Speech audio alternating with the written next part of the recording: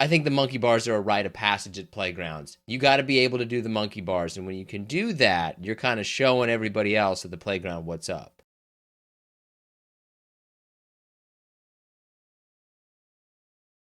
Do you prefer liquids or solids? Like food or drink? Oh man. I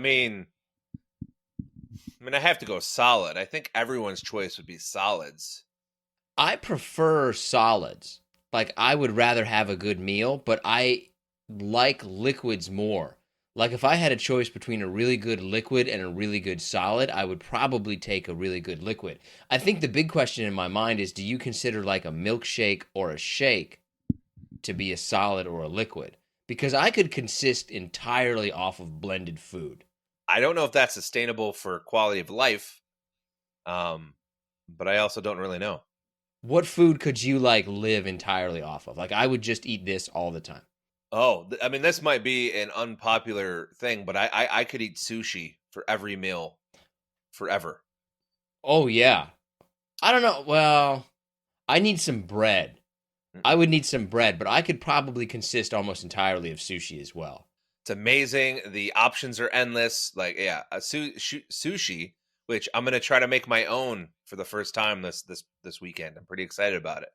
Sushi's probably now my favorite food currently. I don't know what's going on with your life, but I'm going to share some inside information about you because I think that you need to be confronted right now. Before we started recording, John said that he had a wild story to tell me, which consisted of him getting a haircut and then going to work. And now you said you're pretty excited about getting sushi. I'm very concerned that you're aging rapidly and you've had multiple injuries. You went from a 30-ish man to an 80-year-old-ish man in the space of about a month. And I think that you need to be aware of this and check yourself. First, I appreciate you saying that and putting my business out there. Secondly, I feel like I have to give some context to people who might not know. So I tore a muscle in my back, and then I completely tore my calf muscle. So for me, and it's been more than a month now with my calf muscle. So for me to actually get out and do something, which I didn't even really do it, like my wife drove me. I was very excited. So yes, for me to say it was a wild story isn't a wild story, but it was my day. So I don't know. I was excited. I'm still kind of living off it. I feel like you got to keep doing some crazy shit in life. Like you've got to keep taking risks, and that gets a lot harder as you get older because you just don't have the energy, or you're probably going to get hurt. But I think that you gotta push yourself a little bit. You can't be like, man, wild day today. Got dropped off at work, and I'm thinking about making my own sushi. I think it's all perspective. That's the one thing. If anyone's had a major injury or anything happened to them, you get humbled pretty fast. And not being able to walk without pain, like when that happens, I will probably come on the show and say I had a wild day today. I walked without pain for the first time, and whenever it is. So hey, ready. Man, life is about little victories. I just think that you gotta push yourself a little bit sometimes. I'm back in the basement again 2 times in about a week. So, and this is the part of the show where once John brings up his basement, we immediately go to the next segment. That's fair. That's what we should do from now on. Is second you bring up your basement, we immediately stop what we're talking about and move on. That's fair. I don't care if people want to listen to my basement talk. It just nobody cares about your basement. Nobody cares about your basement. I will say this: I have learned a little something throughout the injury process. Is that it is quite interesting. Everyone within the first 2 or 3 days, and this isn't a knock to anybody, but everyone is, hey, how are you? What do you need? What do you need? And then it all goes away. It all goes away. And then, the people closest to you will trickle out through there and ask you. But it's just funny. It's kind of the same thing in terms of like living life and being crazy. It's like you do that one thing and you're crazy and everyone's like, oh yeah, awesome. And then if you do nothing else the rest of your life, everyone forgets about you. Oh yeah, well you just go back to the status quo, man. Yeah. It's just a change, and then you go back to that. I don't think it matters what necessarily would have happened. Like you could take it to as bad of a place if you wanted to, right? Like John was hit by a car, he's in a coma, And then a couple, everybody would check in on your wife for the first week and then eventually be like, where's John? Well, he's still in a coma. Yeah. Like, we just go back to the status quo very quickly. Life goes on. Like, you just keep moving, man. It's a larger conversation that we shouldn't be a part of, but I think it's important to, like, as a society, I just feel like we're so desensitized to things. So it's like, oh yeah, John's in a coma. Sucks for him and his family. Like, it doesn't really affect me a whole lot, so I'll just keep moving on. Well, everybody's got their own problems. They do. Right? Sure. And nobody is paying nearly as much attention to you as you think that they are. Or really thinks about you nearly as much. I would make a... Okay. We are both happily married men. What percentage would you say of your wife's day is spent thinking about you? Oh man. I'm gonna say less than 10%, but that's not a knock against my wife. She just has her own job. We have the kids, everything else that goes into it. I would be surprised if I'm even a tenth of her day, to be honest. I could see less than 10%. I would say 10% at most. Yeah, that's fair. I could easily see less than 5%. So like the closest person to you in the world spends 95% of their day doing something else. God damn it. That's actually a really good point. And like, yeah. You aren't nearly as important to other people as you think you are. Like, nobody is. I don't think that anybody thinks about anybody else more than 5% of their day. Except for children, young children. And then it's weird. You spend 18 years raising your children, then they move out, and they probably never think. Like, how often do you think about your parents? Once a day? Yeah, and how many times when you have young children are you just going through the motions of making sure they get up, get them to where they need to be, and then you're just looking towards putting them down to sleep so you can have some time? My children are both in this house right now. My wife is not here. I don't know where they are. I think they're upstairs watching TV or playing Legos. It's so funny. But otherwise, and like I guarantee they have no thought of me whatsoever.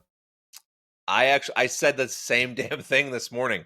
I'm like, I don't even know where my kids are. I have no idea. They could be running amok. I have no idea. Our kids are both of the age where they can be alone for a little bit. It's going to be fun. Oh, yeah. I do have poll results. 66% of people prefer solids. 34% prefer liquids. I just think that liquid can be better than a solid. But I also prefer solids. I thought it would be more... I thought it would be a little bit more to the solid side, to be honest with you. That's a testament to the strength of liquids. Anyway. All right, let's give some shout-outs here.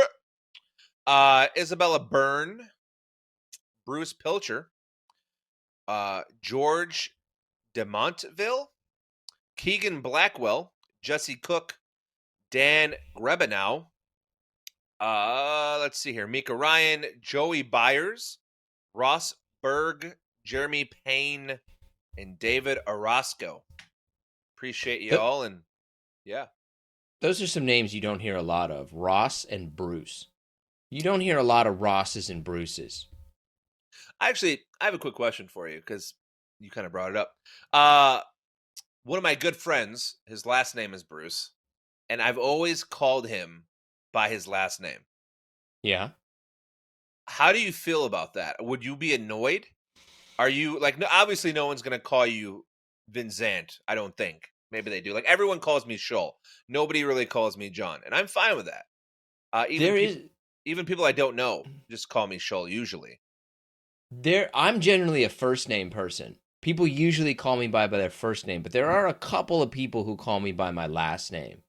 There definitely seems to be... I don't know, and I couldn't even explain it. Like, I couldn't even tell you what the pattern is, but some people get called by their first name and some people get called by their last name. Like, I can think of friends of mine, you're John, I refer to you as John. Mm-hmm. Other friends of mine refer to you by their last name, and some refer to you by their first name. There's no rhyme or reason for it. Yeah, I don't know, just when you brought Bruce up, it just made me think of, like, have I been secretly pissing this guy off forever? Like, I don't know. I don't care if somebody calls me by my last name. Yeah, I don't. Yeah. All right. Anyways, let's see. What's his first name? What's Bruce's first name? Nick. Nick Bruce? Nick Bruce. And I believe his middle name is John, if I'm not mistaken. So And JB? Great middle name. Nick John Bruce? Oh, God. Are you one of those people that like, you got the same name I do.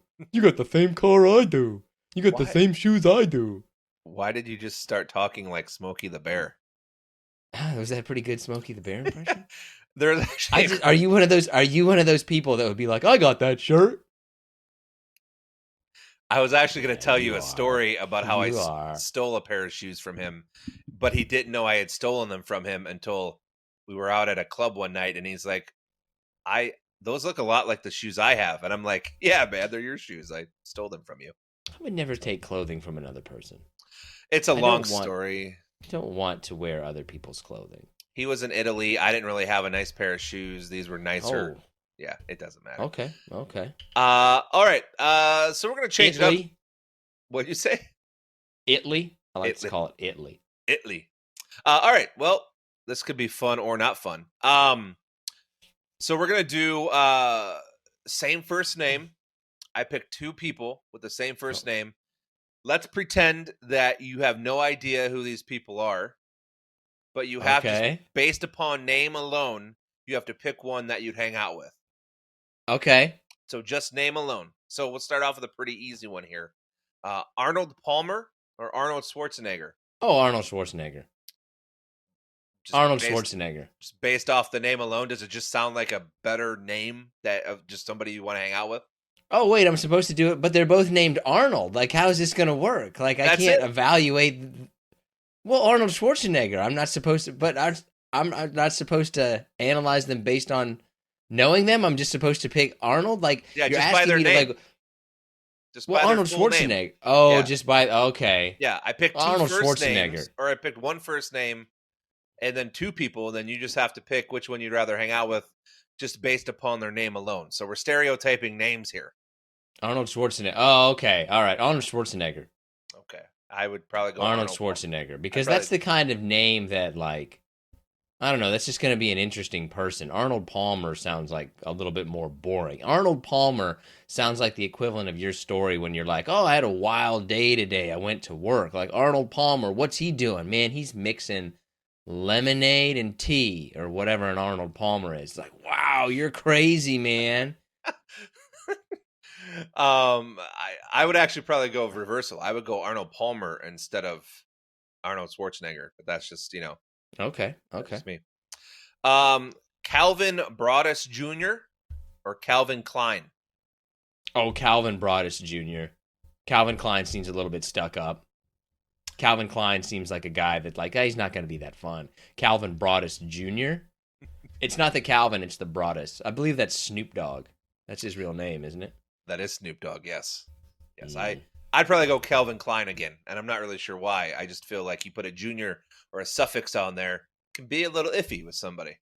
It can, because it's kind of like, oh, the first one didn't work out, so let's try it again. Yeah. That's a little bit what suffixes like juniors and the third, like, oh, it didn't work out so well, let's give it another shot, see if this one works out. So juniors can be a little bit dicey, but yeah. Taylor Swift, Taylor Lautner.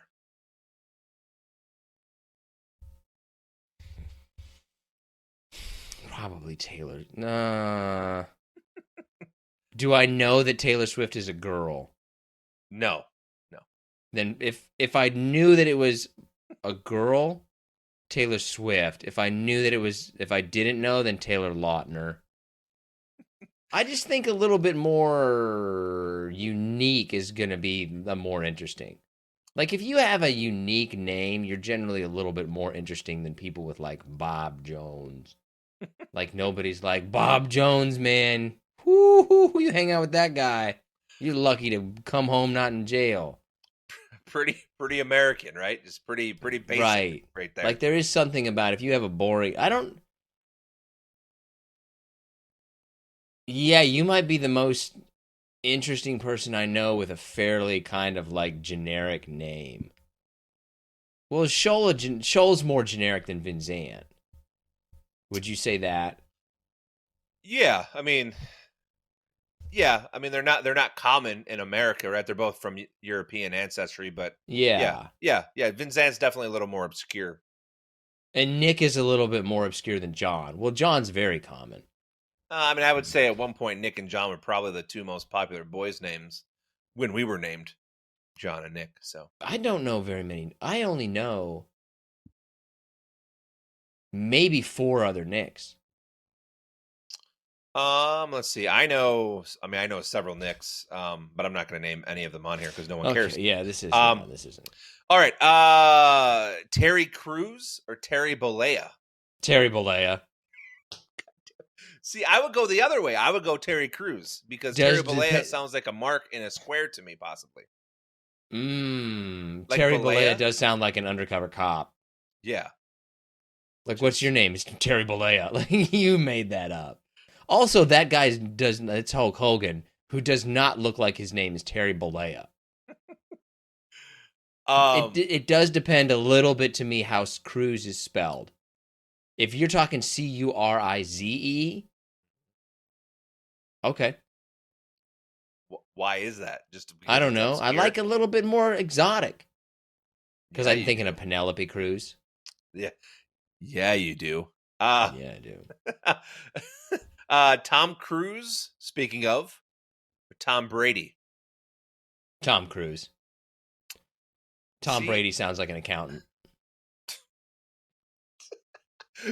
Once again, I don't understand. I mean, sometimes a simple name, there's a good, like, it's a good name. Like, a simple name is good to me.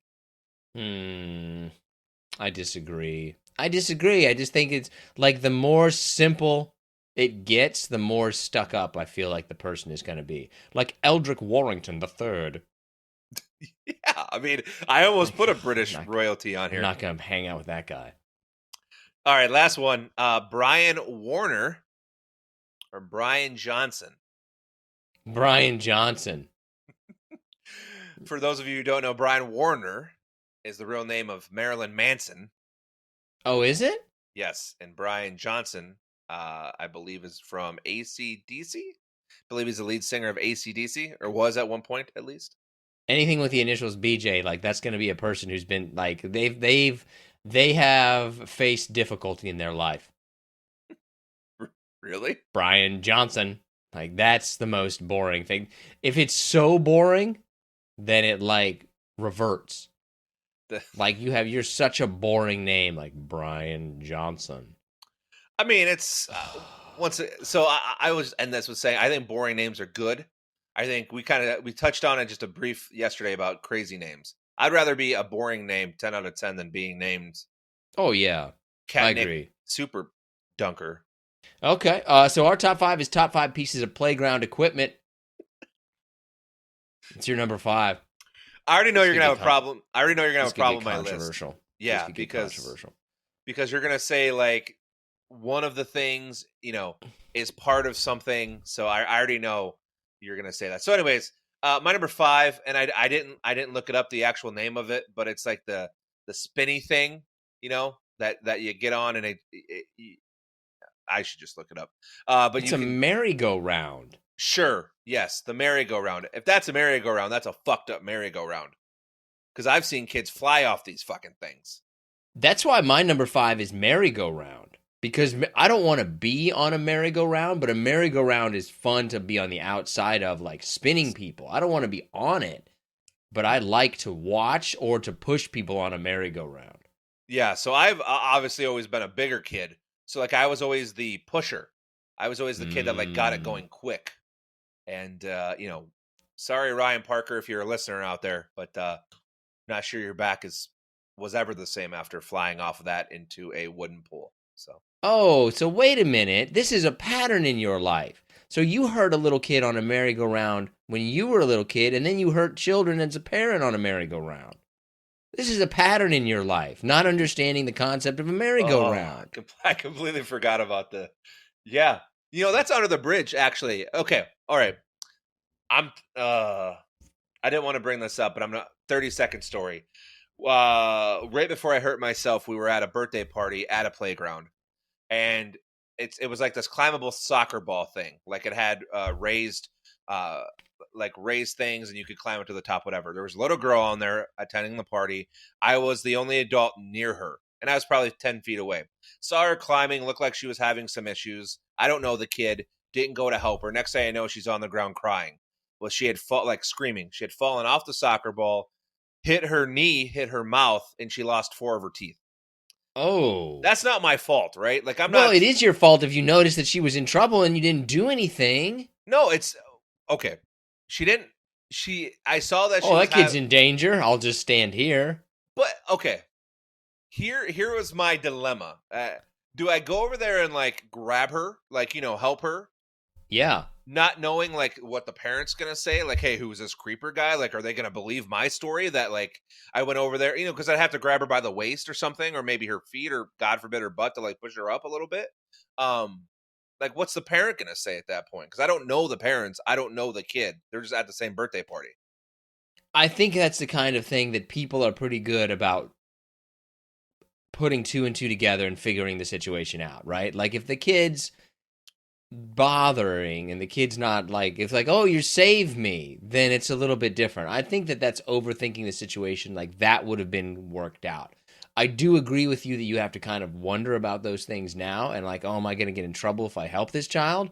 But I generally think that helping out a child who's in danger is probably the way to go, and everybody's going to be able to understand at the end of the day, right? It's not like you have a repeated instances of like, why is this guy always walking over, grabbing my daughter and helping her out on things? Like if you do this, that happens all the time, but if it's like a one-time thing, I think you're going to be all right. And instead you neglected this child and they lost 4 of their teeth. God damn it, man. Oh, God damn it. Well, if it makes anything any better, I picked her up and carried her over to the like table where her mom came over and took her to the hospital. So I did something. I didn't just sit there, stand there. And it was completely okay when you did it, right? Like you were carrying a child to her mother, and the mom wasn't like, oh my God, why are you touching my daughter? She was like, oh God, thank you for carrying your daughter over, right? So that situation would have been fine. Pretty sure the first reaction was, holy shit, what did you do? Well, yeah, that's probably the natural reaction. Oh, she's fine now, by the way. The little girl's fine. No stitches, whatever, baby teeth. She's just missing her teeth. Well, it's not that big of a deal. Like, you can get your teeth back. It's fine. My number 4, I put a sandbox. Oh, that's boring. It's fun about a sandbox. You're just in the sand. It gets everywhere. There's not really that much to do. Like, why would you be in the sandbox when you got even things that aren't on my list, like the teeter-totter over there? I'm like, hey, you want to play in this sandbox and just move dirt around, or do you want to, like, go down and have fun? Well, let's sit here. No way, man. Sandboxes are fun. Especially when you get, like, little toys in there and you can build things. Like, sandboxes are underrated, and you just proved why. Okay. My number 4 is just a jungle gym. Anything that you can kind of like climb around on. There used to be those like tent looking, igloo looking things. Yeah. Just something to climb around on. You get to the top of them, you were like king of the playground at the jungle gym. Like, I can get on the top and outside of it. You peasants down there trapped in it. So that's actually my number 2, like climbing things. My number, so I'll say my number 3 real fast. My number 3 are the swings. I can see swings. I've never enjoyed swings. I don't have them on my list. I wouldn't even put them in my honorable mention. They make me nauseous. Oh man, it's they're fun. It's similar. It's similar-esque if you get going high enough to where like a roller coaster, going down a hill on a roller coaster, you can get that little weird feeling, that tickle in your stomach. Like if you go high enough. Have you ever have you ever gone like super high? Like high enough, like, oh man, I wonder if I'm gonna like wrap around this thing. I wouldn't say that high, but back in middle school we used to get really high and jump off them. Mm-hmm. And definitely saw a kid either break or roll his ankle, and then we were all like, oh damn, maybe we shouldn't go that high. My number 3 is the monkey bars. I think the monkey bars are a rite of passage at playgrounds. You got to be able to do the monkey bars, and when you can do that, you're kind of showing everybody else at the playground what's up. Like, I can do this. And now they've got monkey bars that aren't just straight. They like go in circles. Some go up and down. Well, that's a flex. Monkey bars is a flex. A flex. So that's why I had like climbing stuff as my number 2. I know you don't necessarily climb on the monkey bars, but I included them in that. yeah, that's monkey bars are a big thing. Like you said, those little dome things that you can climb up, the rope climbing things, to get up onto the structure. Any kind of climbing apparatus or something like that is my number 2. I feel like it was a really big deal if you could walk on top of the monkey bars. Like that was the kid taking risks. That was like the wild kid. Like, oh, you're walking on top of the monkey bars. Yeah, that or jumping off the top of the slide. Like, instead of going down the slide, you jump off it like onto the ground. There was always kids that did that as well. Oh, that's way too far. Like, could you imagine if we did that now? Your whole body would shatter. I'd die. I would have put this at number 1 if it was more common, but it's not common enough to be my number 1. So my number 2 is a zip line. Yeah, I think they weren't around when we were kids. I don't think. I think they just now are getting into well, not now. I think they are in circulation now, but yeah, it's not a very common thing. Or wasn't until what, maybe a decade ago? Yeah, there wasn't a lot when we were growing up that you had a zip line. Now it's becoming like a staple, and I'll still do a zip line at a park. Like, I'm gonna get on that zip line. That looks fun, dude. I tried probably in the fall, and I didn't go anywhere. I went right down to the ground, and the line was like, "You need to get off me. There's a weight limit." Oh my God. Wait a minute. Like one of the cable things that you like get at the top? Yeah. Like you took it all the way. Yeah, like, dude, that's a sign from above. Like you got to do something. It's the kind where you sit on it, right? You wrap your legs or whatever, and you go. But like when I did it, I didn't jump far enough. So like when I put my weight on the thing you sit on, it just went right down into like the entry landing way, and I couldn't go. I couldn't move. Oh God, yeah, dude, that's like you got to reevaluate your life when that happens. You have to be like, oh, I got to make some changes. Well, yeah. Then I lost some weight. Your children. Tore my back. No, well, they didn't give a shit. They were happy it was their turn now. They didn't care about my health. Yeah, little kids, they don't care about that. They're like, okay, well, let's just going. What's your yeah, right? Like I think we probably both have. What's your number 1? Well, so I think our number 1's unanimous, but I think we should make it just a little different and say what kind. Oh, I agree. I agree. So I think we both agree slide is the number 1. Slide is number 1. But I'm going to say the best kind of slide is the one that is straight, but with bumps. Oh. Yeah, those are wild because you go over the first bump and you're like, this feels weird. And then you go over the second bump and you're like, whoa. And then you go to the bottom. Okay. Yeah, I don't enjoy that at all. I'm not sure why somebody made a slide like that, but it's kind of fun. It really is kind of fun. My personal favorite slide would have to be a little bit bigger, but it's the twisty slide, and it's got like a little tunnel aspect to it. Like there's a little covered part that you're going to go through a tunnel for very briefly. That's my personal favorite kind of slide. Yeah, those are those are fun. Curly slides, right? Or whatever, twisty curly slide. Yeah. Right. Yeah, those are the best. Those are a lot of fun. My only problem with curly slides is, you can get stuck. And then you got to, it's actually kind of my problem with any slide, water slide, regular slide.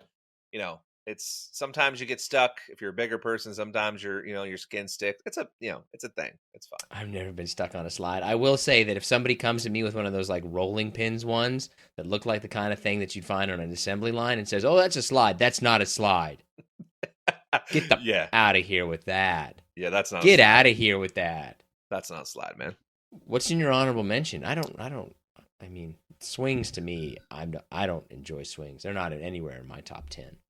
I mean, that's in the top 10. That's wild. Wouldn't put swings in my top 10. I mean, I have a couple things. We kind of already touched on most of them. I have a seesaw, teeter-totter, pretty much same thing.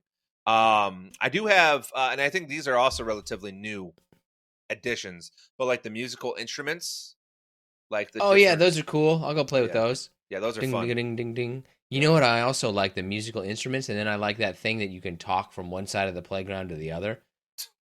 Of course. Like it's like the little funnel thing, and you say something, and somebody can be like a mile away, and you'd be like, "Hey, Logan." Yeah. Hey, Dad. I like those a little bit. Those are fun. I'm not opposed to a cargo net. I'm not opposed to a cargo net. Yeah, I like I said, I kind of included that on like the climbing things, but cargo nets are fun. Cargo nets are, yeah, those are good things.